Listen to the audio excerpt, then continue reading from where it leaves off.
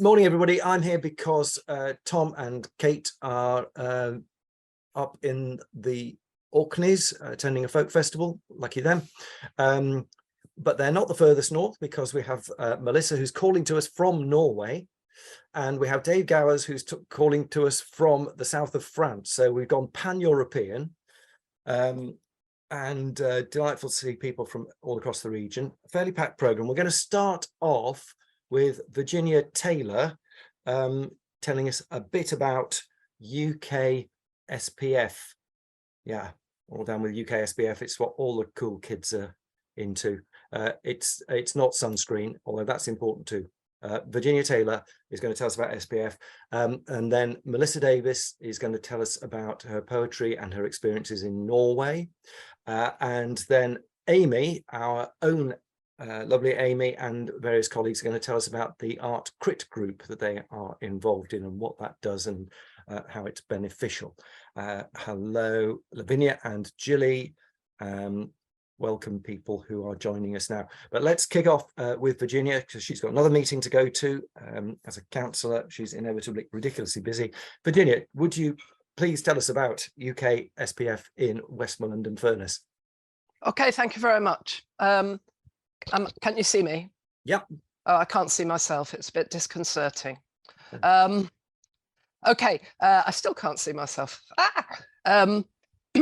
Number one, health warning. I've got COVID, so I'm a bit kind of weird. The other day I was actually on a UK SPF, the big meeting, and I couldn't remember the name of my own portfolio, so I thought I better sort of like not at my best. My portfolio is sustainable communities and localities, and I have arts and culture within that because I bagged it, because this is sort of one of my specialisms and my backgrounds. I am perhaps a dancer, so there we are. So UK Shared Prosperity, I'll just talk about that. That's enough about me. It is the fund which is supposed to take over from European social funding. Do I hear hollow laughs around the building? It is a very small amount in comparison. It is unbelievably complicated to apply for and deliver. It has got more regulations than you can imagine. However, it's nevertheless money, and it is there, and it's in different categories with an E number at the beginning, a sad memory. And E6 is support for local arts, cultural heritage and creative activities. E9 is funding for impactful volunteering and or social action projects. Then we've got strengthening local entrepreneurial systems. You never know, you might pick up there. So there are a number of categories within it, which might be, indeed are, appropriate for arts and culture, both for buildings because there's capital and there is revenue. So just to say that I am Westmoreland and Furness. Cumberland will be administering theirs differently, and I don't know how. Perhaps one of you does. If you've got a brief way of telling me, that'd be great. The reason I'm here now is because this call is will be on the Westmoreland and Furness website today. So the calls for projects open today. The deadline is very early in June. The 1st of June, no, not the 1st of June, the 30th of June. Oh. And there are drop-in workshops on the 1st of June. This is online, right? At 1:30, and then again on the 13th of June at 10. So I'm just because the 1st of June is so close, I thought I really want people to be alerted to it and network. These are big grants. They're sort of like minimum 50K.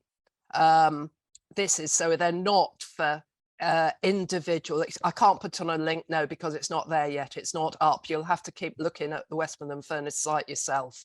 If by the end of the meeting it's up, I'll of course put it there. There will be, so those of you who know Jane Beardsworth, she's kind of ahead of this, you know, she'll be able to give you more inside information than I can. As I am a councillor and as I am on the board for this thing, I will have to be careful at being fairly hands-off in terms of being able to offer advice or anything. But I am there for you, so keep asking and networking, and we'll find interesting ways of doing it. So because Tom and Kate are away at the moment, anything that any details of what CACN, of course, Chris and as well, will have some insight into this, but we can't speak for CACN and what CACN might or might not be doing at the moment.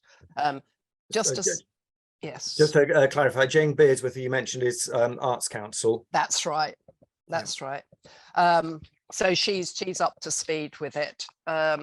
So that's it. I'm really just, I could go on for hours because there's tons of paperwork. All right. Well, you will need to network with the officers at Westmoreland and Furnace, and they will help, and they do want this to work and for great applications to be successful. Just to clarify, did you say that it's 50, a minimum of 50K? Almost all of the projects, yes. So actually that's really only of interest to probably NPOs or possibly consortia getting together and exactly. So exactly, this is a great moment for people who sort of have a can put together a coherent project collectively. Okay. Well, I suspect that we will probably come back to this, probably on a call. Certainly CACN will do stuff around this, and once we've got some understanding what's happening in Cumberland, if that's going to be something different. As you say, it's maybe not generous in terms of replacing European money, but at least there is a fund there, and we should grab hold of it. Absolutely. And the 1st of June, 1:30, for those who are interested, will be an online workshop at Westmoreland Furnace. All right, fantastic. Thank you very much, Virginia. Anybody, just before you go, has anybody got any immediate questions we can lob at Virginia? No. Okay, fine. Thank you very much. Sorry, Virginia. very briefly, Chris. Yeah. Apologies. Sorry. Could Virginia just tell us who the main officer is on this program? Well, it depends what you mean by main officer. Useful. There are several people around who are useful. I think I wouldn't say that there was any one person who'll help you and another person who won't. Yeah. Anyone in particular? No, I can't do that. I'm sorry, Joe. Joe, we'll pop some details in our newsletter once we have the official details. We'll pop them in our newsletter too with a bit more information. Point you out some contacts. My question, just to clarify, my question is about my ignorance of the new officers within the Westmoreland and Furnace structure. I wasn't asking for any particular assistance. I'm aware that I don't know who's got which job, and I'm a bit out of touch. So okay, there's a group of sort of like 10 of them scattered across the former sovereign authorities, all working for the sovereign authorities. So somebody you used to work with down in Barrow is probably somebody who'll be working on this. Thank you, Joe. Thank you, Virginia. Have a good rest of the day. Stay on for as long as you can. Thank you. Right, we are now going to go right up to the north of Norway to talk to Melissa Davies, who is a writer and has just recently published a collection of poems called Arctic Diaries, but she's from Cumbria. So welcome, Melissa. I think Amy is going to share the screen and have some slides that we can talk over. but we'll give you some idea of the environment that Melissa's writing in and about. So first, we got the slideshow, Amy? Yeah. I know the first one is a picture of Melissa, which is completely unnecessary because we can see her. However, the second one, just bear with me while I get Yeah. these lovely bits out of the way.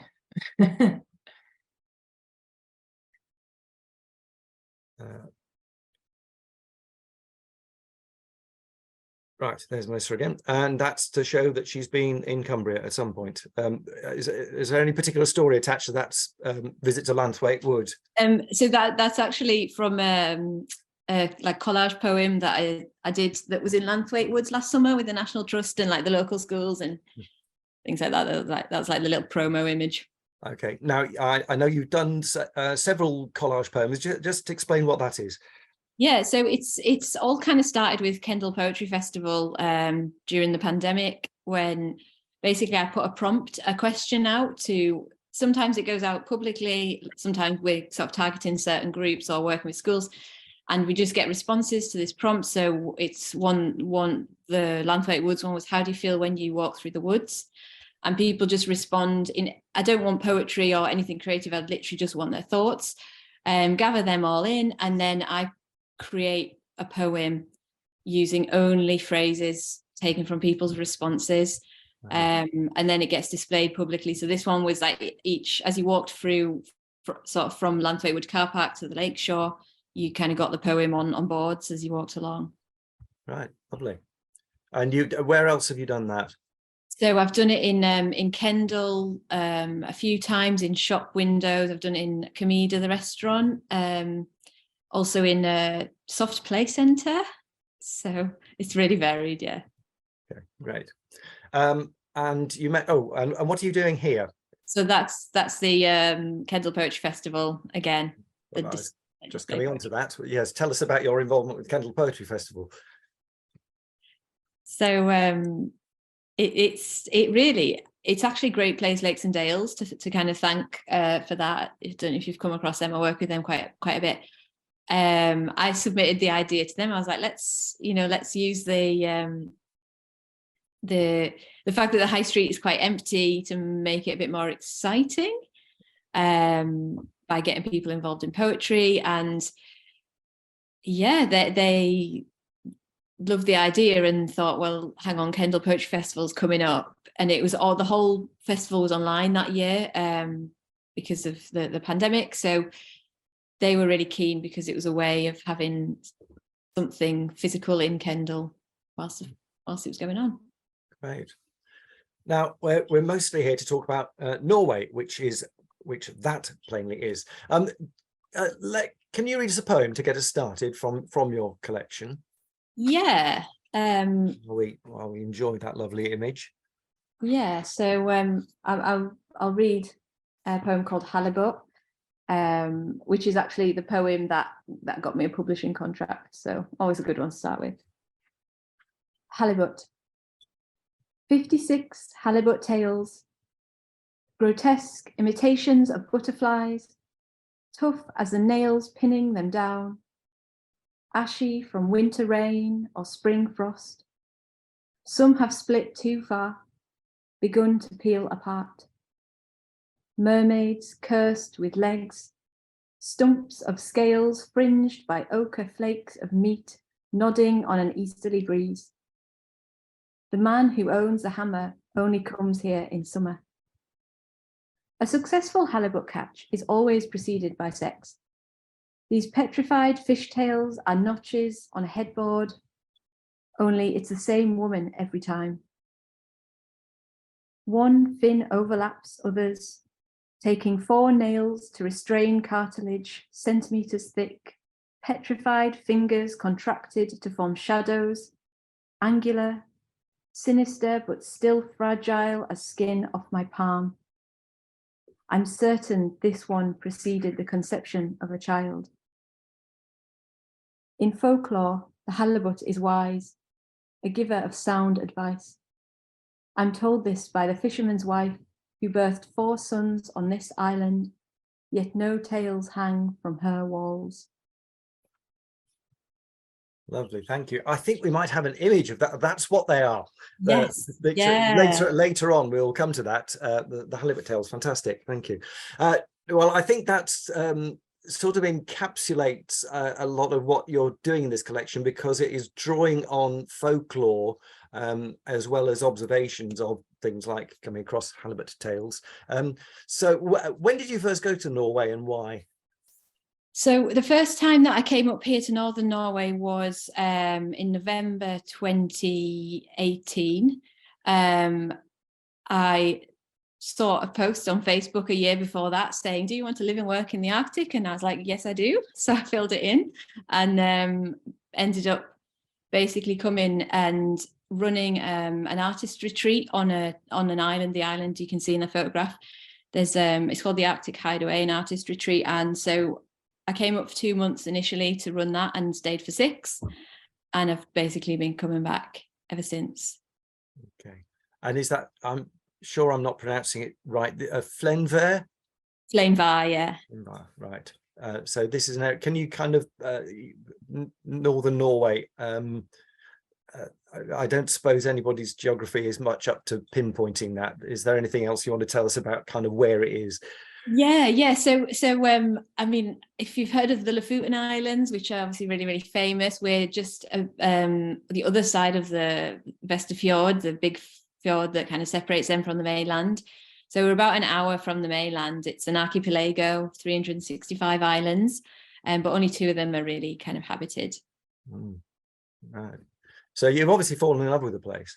Yeah. Lovely. And tell us a bit about the there's kind of a disappearing culture there that you're trying to capture. Yeah, so I mean, the it was really interesting for me coming here to Flamevar and to these communities, because there's a lot of parallels with sort of Cumbria and the kind of some of the issues facing the communities there.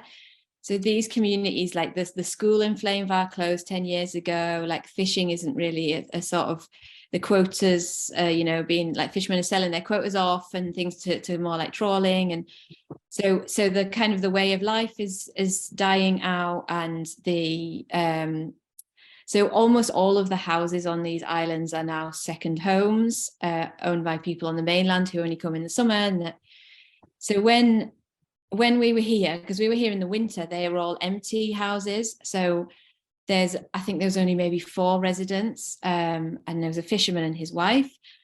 And we spent a lot of time with them. It was obviously really, really dark. So we spend long, dark afternoons just drinking coffee, and they are from these islands like generations back, and the stories that would come out were just so incredible. And it wasn't just folklore, it was also like misremembered, stories of like something that their granddad had heard from from another fisherman about some weird fish that had washed up on the beach. Or like one of my absolute favorite stories that I'm still kind of grappling with is a little boy went missing on the island for 3 months. He was missing for 3 months, and they just assumed he drowned, which was obviously very, very common. But he reappeared. And these islands are really small. Like you can walk around the whole island in an hour easily. And he reappeared. And when people said, "Where have you been?" he pointed to a rock and said, "I've been in there with a lady in the rock." And so, this I've not heard this firsthand. I'm hearing it third, fourth, fifth hand. And so, yeah, there's two poems in the collection about that story, because I still just haven't fully figured it out. But I'm still now, every time I come back, I'm getting more and more of these stories. And I thought, so this particular couple that I spent time with, their children have moved away. They're not fishing. Obviously, they're in academia and things. And I thought, gosh, when they die, all of this is going to die with them. And there's vocabulary that's unique to this archipelago to describe the seafloor. And, it's not just this archipelago, all up and down the coast that there is. And I wanted to kind of preserve that and do what I could. And actually, one of the fishermen died in August last year. So I feel like it's taken on kind of a new thing as well there. Is there anybody in Norway, writing in Norwegian that's kind of capturing this in a similar sort of way? So there is a project. I feel like it's possibly the University of Bergen they're kind of going up and down the coast more generally and collecting. They're more collecting like the vocabulary and the geological terms and the geographical terms and things like that. So they're doing that, and that is something that I do kind of. I'm trying to find a contact to get kind of to tap into that. Whereas I wanted mine to be a bit more about those little stories and those little details that, are really unique to Fleinvar. Oh, that the child disappearing into the rock is very much. There's so many fairy stories about people disappearing and coming back. And I've only been away for 3 years, and the time shift and all that kind of stuff. That's fascinating. Yeah. Could you give us one of those that you said you'd written 2 poems about that? Yeah, I can. Let me just find the one. So, the fisherman remembers the boy reappeared. 4 months earlier, a mother's fist, scarlet against snow, pounded grief and something like regret, only darker, more tangled in blame. Her nails tore rock-black moss, threads of water tracing anguished veins. We strained to join her in that place, but I was only stood beside a rock.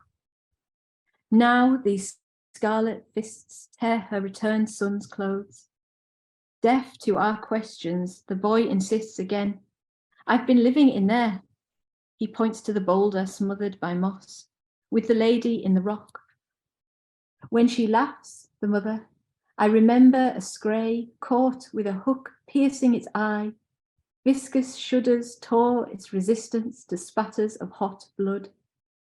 4 months writhing in the net of her own skin left it taut and cold. The boy, brittle as glass, on her shoulder, looking for another. Fantastic, thank you. These are the halibut tales, are they? So I'm just explain this. It's a tradition, is it? When you catch halibut, you stick the tails on a wall. Yeah, I guess you do. The halibut has got a real weight to it here because it's a lot of holiday people like come in, for the weekend in the summer, and they go halibut fishing. So it's not for survival, it's not a necessity, it's not commercial, it is literally for the pleasure of it. So there's a lot of kind of show and celebration around catching a halibut. But the tradition of before going out to fish for halibut, a man should have sex. That's a real thing. I'm resistant to asking the question in that context, but have you caught a halibut? I haven't. No, I haven't. I've not been here in summer, actually. This is the most into summer I've ever been. Before, I'd only been in the winter, so. Right. Yes. Tell us a bit then, because the collection, I understand, was written over one Arctic winter. Obviously, you got plenty of time for sitting indoors writing. Absolutely. There's a couple of the books. So just tell us a bit about that experience. Yeah. So it was in the early days of this retreat, the hideaway. So it was much quieter than it is now. So I was here for 6 months, and I had a lot of days when there wasn't anybody here, so I had time to talk to I had time to spend entire afternoons with the few locals that were here and listen to what they were saying, and then I didn't listen to the stories and think, oh, this is going to be a book. It was more that I couldn't kind of let go of them, but also the landscape here is so different to what I know, which is Cumbria, the fells and the lakes, and yeah, I think it sounds ridiculous, but I think I've been here in like a past life. I think it's like my spirit home. Like I can't stop coming back, and it's the landscape where I feel like I was able to start finding my voice as a writer. Before that, I was quite scattered. My writing would be about this and it'd be about that, blah, blah. Whereas since coming here, I found, right, this landscape, even now, obviously I finished the book 18 months ago, sent to the publishers, and now I'm working on other things, and some of the themes are different, and there's less of this preserving the stories, but it's still this landscape. It's still this coastal Arctic landscape of Flainvar that I'm writing about. Was there something about, I mean, what you just said is about kind of finding your voice and kind of finding a focus. Is that contributed to by the fact that you've got this extensive period of kind of darkness and kind of enclosure almost, do you think? Yes, definitely. And the wind is a really big one. I find the wind, it closes you in even more, like it shrinks everything down, and I feel like I go more internal and find that I can explore more and take more risks. I think there's a bit of like you get a bit hyper in the wind. It kind of, and so you can like just throw ideas out there and see where they go in a way that if it's like this beautiful sunny day, it feels more like what you're writing has more permanence. It doesn't make any sense, but that's kind of, yeah, how I experience it. So are you envisaging kind of splitting your life between Cumbria and Norway for the foreseeable future? I mean, that's a dream. And I'm definitely going to keep coming up here as much as I can. Yeah, I'm lucky that I'm able to with my jobs and stuff like that. It's quite flexible, but where, like, because I can come up here and work at this retreat. I'm constantly surrounded by artists, you know, every week, every few days, it's a new artist, somebody comes, someone leaves. And so the conversations around the dinner table, you know, we're all feeding off each other, and it's really conducive to writing. Is that, and when you say artists, that kind of artists in all sorts of forms and practices? Oh, yeah, all disciplines, all practices, yeah. Interesting. I'm sure there are lots of really good questions from the floor shortly. I just wanted to ask you, so you say you're working on a new collection now. Where are you going with your poetry at the moment? So yeah, I'm working on a sequence at the minute, which is going to become the next collection, and it's set in one particular location on Flainvar on the islands, but the themes are really different to the Arctic Diaries. It's much more personal. It's much more about my experience and the things that have happened to me whilst I've been here. Okay, thank you. Can you give us one more poem, and then I imagine there may be some questions from the audience. Yeah, it's a really short and sweet one, but I feel like it's the one that is the most important in the collection. They call him the Salmon King of Norway. The Salmon King blew a hole in the hill. As his island sea filled, fishermen came to watch their reflections rise in the void. Sea can't be trapped, they told him, rolling lumps of limestone into respectful mounds around the wound. Yet they could see that in fact it had. And that is about industrial salmon farming? Yeah. Which is threatening this archipelago. It's a big debate at the minute. Ask anyone and they'll, yeah. Okay. It won't be a 5-minute conversation. Okay, thank you very much. Who would like to ask Melissa a question? Amy, and I can see Helen waving there. So Amy, go first. And sorry, yeah, I'm just sneaking in there quickly. I was interested to hear about the Arctic Hideaway residency, and I just wondered, is that something where international artists can apply and come together? And if so, are there any details? And I also just wondered if being around other artists from different disciplines had maybe influenced your poetry. Yeah, so I was going to mention the residencies actually. Yes, definitely. It's majority international artists, which is why my Norwegian isn't improving. It's, if you go on the website and have a bit of a look, there's I mean, anyone can come and stay if they pay, you know, like we do also get like guests who would just here for the weekend, but there are some funded residencies as well, so you know, different lengths, different yeah, all disciplines. And also there's a bit of scope for kind of like in kind, you know, reduced cost for doing something in kind and that sort of thing. So yeah, contact details on the website, and I'd say if you're interested, like, but it's not a place. So it's kind of, people come thinking it's going to be a place of silence and they're going to be on their own, they're going to be deep diving in. I would say no, not at all. It's a place to come and collect. There is people around all the time. I'm in the studio now, but sometimes there'll be like 3 or 4 different artists in the studio at once. We all eat together. There's so much conversation. There's so much to do on the island and people to see, that it's more about coming to collect and then going home and reflecting on all of that. So I'd say it's that kind of residency. Okay, thank you. Helen. I was going to ask the same question as Amy. I'm desperate to get back to Norway.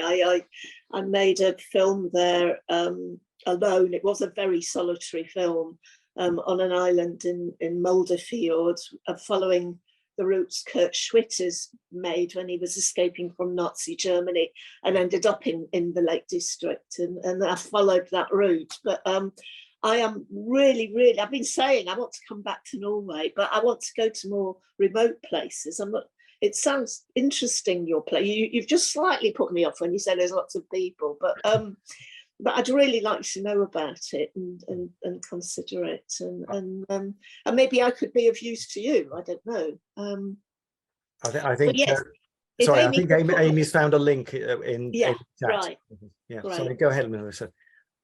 Yeah, I would say if you're interested, just get the email address on the website. Just drop an email, because it's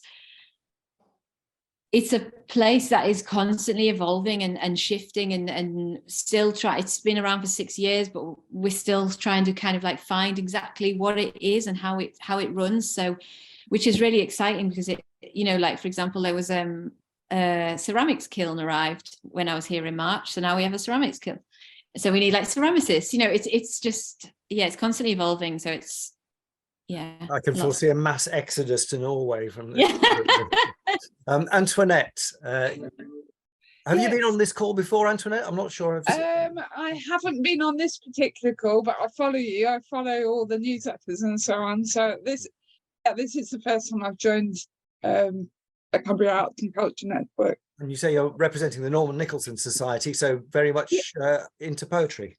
Yes, Norman Nicholson also was fascinated by Norway and wrote a number of poems about Norway, actually, and I wondered if Melissa had some knowledge of that. Norman Nicholson was a Cumbrian poet, and he should be more famous now than he appears to be. He was very well known in his lifetime. But that wasn't the question I was going to ask Melissa. Actually, the question I was going to ask is in the chat. So I was going to ask her about her knowledge of Norwegian, because I also lived in Norway. I have a love for the area. So sadly, my Norwegian is very basic. I can order coffee and cinnamon rolls. It's a really difficult one for 2 things. One is that English is the language of the place, because it's international. So we all speak English. So I don't get to improve my language skills. The other thing is, we did try and learn Norwegian, but we were learning Bokmål, which is sort of the language of Slow and of the South and of the media.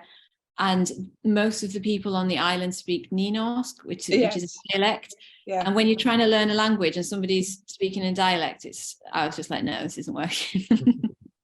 I taught at a United World College in Norway, and we had the same problem. It was on the west coast too, further south than you.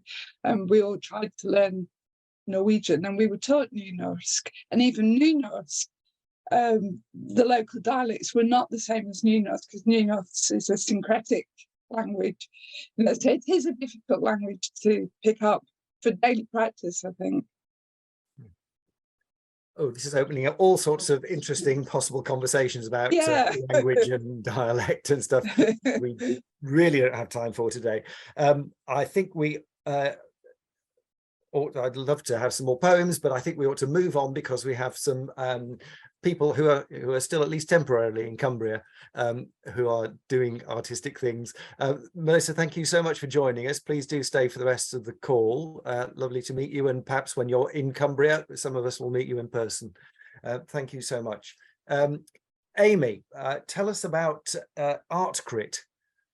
Right. Okay. I got roped into this, but I was just telling Chris earlier because, we come on these calls every week, and Tom, who normally presents, asks us, what have you been doing this week? And I'd just been to Crit Group, which is something that I'm part of and I go to monthly. And I always, talk about how wonderful it is and that it's like going to your own little private art preview every month, which it really is. And Tom said, I think you should come on the call and tell people about it. And I thought it probably is a good idea because lots of people have maybe not heard of a Crit Group or have vaguely heard of it, but don't know what it is or how to go about it. And it's something that's kind of benefited me quite a lot. So we don't have too much time, but I'll kind of try and, I've got 3 members of my Crit Group on the call here. So I'm just going to try and go through the history of how our group got together. The practicalities of just how we go about it, and the benefits. I have got some little slides as well, which I won't spend too long on, but what I'm going to do now is cross over to Dave if he's there. Dave is based in France at the moment, but he was based in Cumbria, and he kind of got this Crit Group of ours going. So Dave, can you tell us how it got started? And can you come off mute if you're on mute? I can't see you. Okay, can you hear me? Yes, got you. Yes, what happened was I was doing, where I lived in Cumbria was particularly isolated. It was on the side of the fells, so beautiful and that, but there was no one and nothing, just the sheep. And I was doing I had a mentorship program with Artist Newsletter, AN. And one of the things that came up was I said I was completely isolated and I don't get any feedback about my work. And, quite often I do my work and I would say, I'm quite pleased with that, and come out from the studio and think, that's good. And then, but it doesn't really work like that. And anyway, the mentor said, why don't you start a Crit Group? So I did. And I can't remember where I originally put the advert in. But Facebook. Was it Facebook? It was Facebook. Okay. And then the first one, there was me, Vega, Alison, Dorothy, Susan, and Sarah. Is that right? Because there was 5 or 6 of us. I didn't know any of the people that I met at that time. And the idea was just to go along, show your work, and hopefully get a bit of a kick in some sort of direction, rather than just sort of be, happy with things. Just people ask you questions and to get you thinking and to get your mind working, and so that you kind of informed what you did next. Yeah. And I think that's, the point that you make about being isolated in Cumbria is such a huge point. And that's part of what a network like this does as well. It brings people together on a Zoom every week. And Cumbria is such a big county that, and people can end up quite isolated, especially freelance artists working on their own. As you say, you're in total isolation and you've got no feedback really. So a Crit Group can be so helpful. So on a practical level, I don't know how it was when it first began, but we at the moment meet once a month and we just go around each other's houses. Some of us have got studios, and we just meet one evening once a month for a couple of hours. We've got kind of roughly a core group, but some people might be busy for a while or have personal reasons, kind of need to step away for a little while, and that's fine as well. You don't have to come every month. It's not something, official. We just kind of come together, and, that's the way it works. So I've also got Laura and Vega here, and I think Al Critchlow is just hovering in the background from our Crit Group. I'm just going to very quickly show some slides so that you can get an idea of the types of artists we've got, because it's all totally different people working in different fields. So I'll show you the slides just simply to give you an idea of that. Don't worry too much about the name. We kind of had to give ourselves a bit of a name, just because we did an exhibition a while back at Florence Arts Centre. Most of us are from North Cumbria. We don't go around calling ourselves at Great North Cumbria, really. It's just, you know, in circumstances like this, we need to describe ourselves. So yeah, we're all from different backgrounds and disciplines, and we just basically we meet once a month, and it helps to develop our artistic practice. And on certain projects, you know, you just might want a question.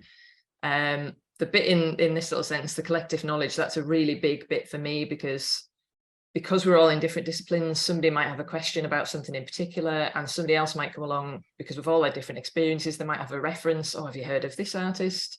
I think you should research this. You know, it's knowledge. It's like having a great big, you know, Google search engine, which is, you know, much better.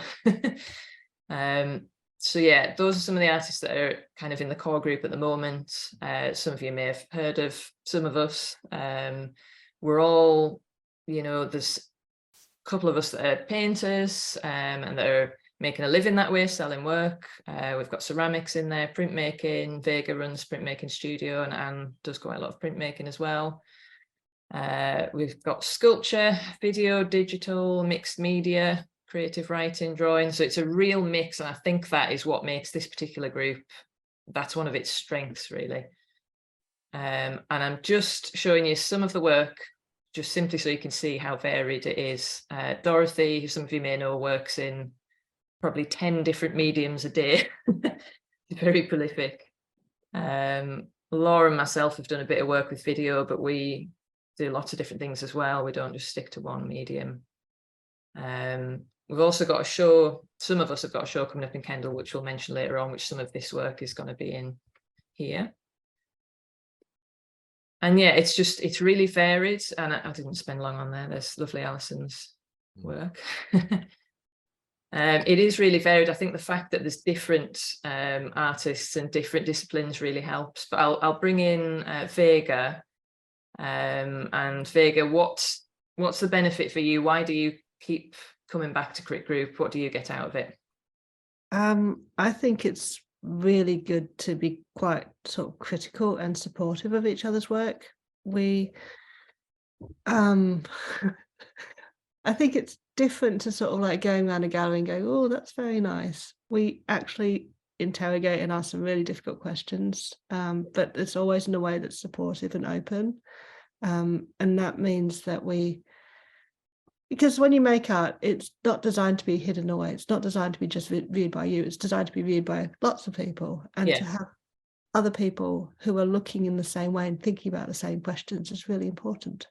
And I think for me, I sometimes find it's a bit like having a focus group as well, isn't it? If there's a piece of work that you're halfway through working on, or even an idea, it is a Crit Group and we are artists, but it's members of the public essentially. So it's like being able to get an idea of how people might react to the work. And, you know, if something's not making sense, it's a way to tell, isn't it?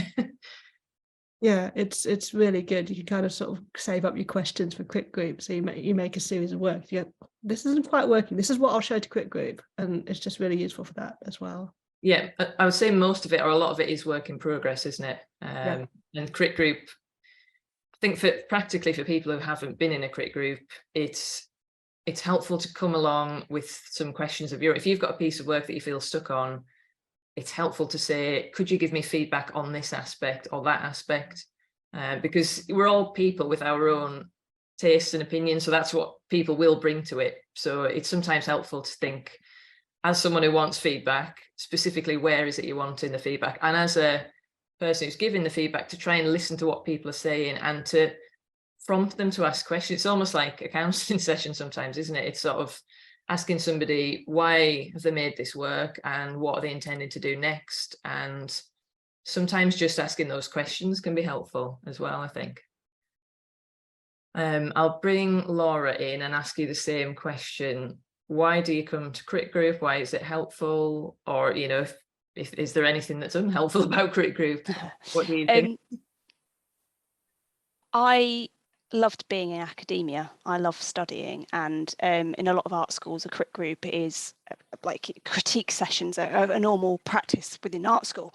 So I come from that background anyway, where, as Vega says, that that sort of critical analysis of your work, your thought processes, the rationale for why you do things is super important.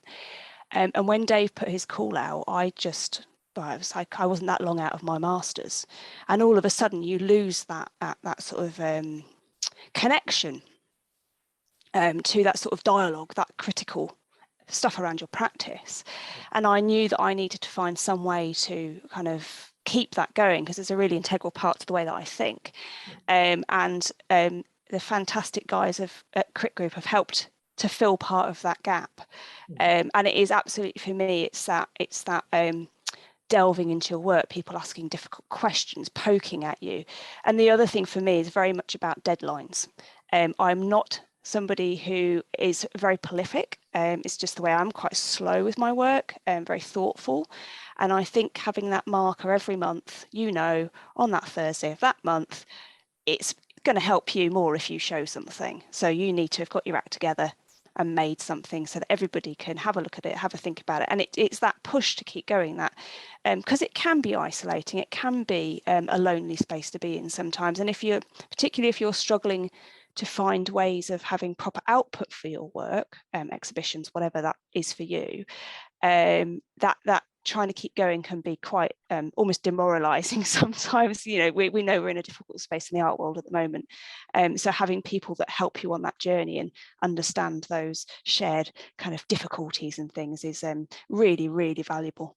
Yeah, I would agree with that. And I feel similar to Laura, that I'm not making huge amounts of work all the time. I'm not necessarily applying for loads of grants or showing things, and it's having a little set deadline makes such a huge difference, and knowing that you're in the same boat as other people, and the social and community to if you build up a Crit Group and people get on, and it is a sort of a social community as well, which is really lovely. I wonder if I can get Alison to say something. I know she isn't supposed to be just picking on her. It's okay if you don't want to, Alison, but if you're there and you can come off mute, and I'll ask. I wasn't really bugging on saying anything. I just wanted to hear. I think what you've collectively said sums it up. Actually, you really nailed it. Brilliant.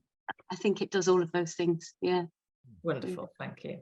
So just on a practical level, obviously Dave's given you the history. That was just a Facebook group. So if anybody's not part of a Crit Group but wants to be, maybe you could use the network. Maybe you could put an advert out on the Cumbria Arts and Culture Network Facebook page, try and get people together that way. And just practically, we just simply go around to each other's place, once a month, and we just set a schedule so it's fair. And maybe if anybody's got any more questions, now's the time to ask. Amy, can I just add something to that? Just because obviously this is a diverse group, the principle is the same for any discipline, really. I know that there's people who have like writers groups where they take a piece of writing and that critical dialogue is possible across any discipline. So although we're a group of visual artists, the principle is much the same. So if you're a writer or in theatre or anything else, don't feel like this isn't something for you. This absolutely can be for any type of artistic group. And I think it's about trying to find your people almost within the place and setting that you are situated in. That's a really good point. And you could also have groups that were that were based around one medium. So if it was a writers group, that would be fine. But then you could also be part of another group that's mixed. The fact that ours is mixed, I think, helps us, but it doesn't mean that, some of the painters might want to be part of a group just about painting. That would help them as well. Sorry, me again. Yeah. One other thing that might be useful to say is that during COVID, we still carried on. And we went online. It's slightly more difficult because we couldn't view each other's work properly, but it is possible. So if you are more remote, that critical dialogue can still take place. It just has slightly different parameters. Exactly, because we've got Dave, who still joins us from France. We've got another lovely lady called Kat, who's recently moved up to Skye, and she joins us when she can. So moving away doesn't have to be the end of it. Dave, I think, were you about to say something? Yes, I was just going to say that the other thing that was really, really important, which is we've kind of skirted on, which was, it was about raising the standard. It was just pushing everyone to be better, all the time. And I would say, I think I've got better as a result of it. And I can't speak for other people, but I think on the whole, the standard of people's work some people anyway, it's definitely got better, because you need it. You need it to actually, it shouldn't be something that's sort of, it shouldn't really be about being kind of clapped or, you know, a pat on the back. It should be kind of pushed. It should be pushed, and that's what it has been.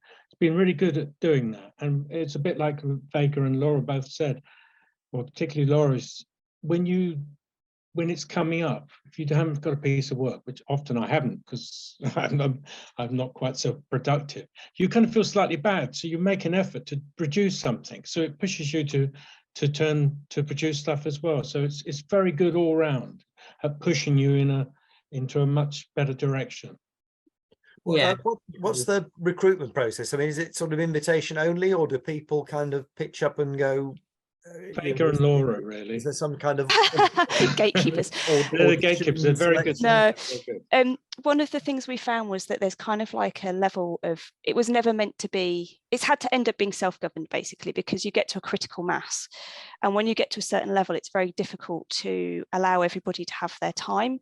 So we kind of ended up, it's not necessarily what we wanted, but we've kind of had to cap it at a certain amount of people, because it just becomes too unwieldy otherwise. So it was always meant to be like an open thing, but you get so far and it kind of can't be, unfortunately. I know Dave helped another group try and set up. I don't know whether they got going or not. That's something that some of us can help with, maybe. If you wanted a crit group and wanted a little bit of input to get going, that's something perhaps some of us could offer. But yeah, we've kind of had to end up, and people have just kind of naturally come in when other people have had to leave us for some reason. Okay. Tell us about the exhibition in Kendal. Yes, I think Laura might have some details in chat. It's not all of us, but again, that's a good thing. Another good thing about Crit Group is, you know, as a group of people, we're all interdisciplinary, we've all got artworks on the go. So if an opportunity for an exhibition comes up, you know, we can jump on it and have a group exhibition.